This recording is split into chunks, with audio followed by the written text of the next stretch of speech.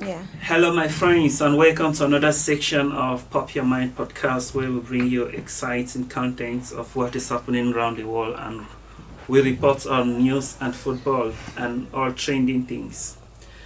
And today is a think that question how Moscow is viewing the situation that is unfolding with the drama between the West and the US.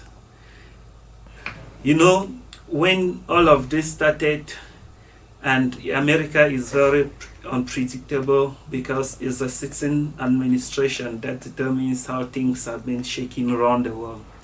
So you could see in 2022, America and the entire West, they think that they could capitulate Russia in a very short period of time.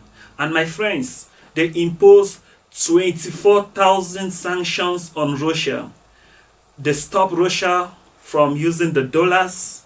They hold all Russia reserve both in US and in Europe. And they wanted to isolate Russia in all friends. My friends, do you think that work? Go and check the numbers now. They are in panic shock because worst of it, they thought that they have the cards at their hand and they stopped all communications with Russia. Even when Russia kept on calling that they should sit at the negotiating table so that they could resolve the conflict and everything could come back to normal. The plan was to take Russia back to the 19th centuries.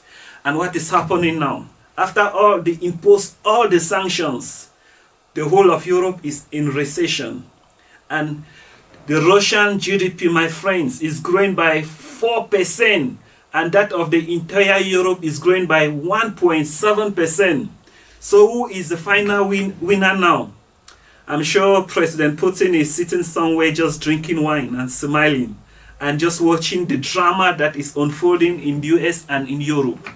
And my friends, on the front where they think that they could isolate Russia, look at what Russia did, a very powerful move by switching very quick to the BRICS. And he's talking about the global.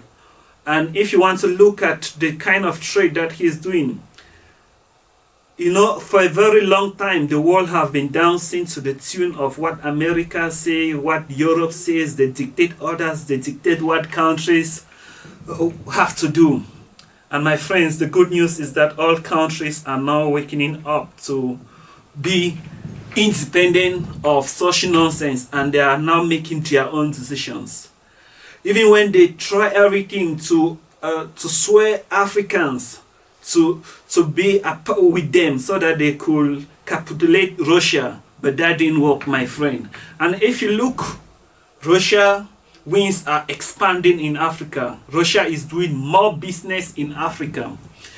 If you turn and look to both India and China, my friends, before the war break up, if you look at the trade volume between Russia and China, it was about 150 billion per year. But now it's over 600 billions per year. Same with India. Their trade volume was just below 100 billion per year. But now it's over 350 billion, my friends. And you look at how Russians are trading with the West, you could actually see how the Russians outsmarted the West, and now the most sweetest part of the story in terms of the isolation. Zelensky, I don't want to speak with Putin, and he rushed to sign a decree. And the tables have quickly turned, and the Europe and Ukraine are now begging to have a seat on the table. And my friends, you know what Russians are saying?